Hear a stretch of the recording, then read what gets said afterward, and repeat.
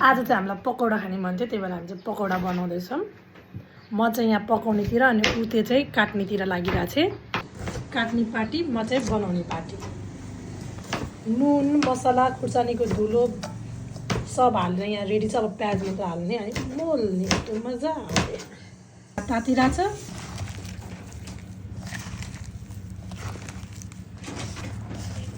मोलिसकेपछि यस्तो देखियो है।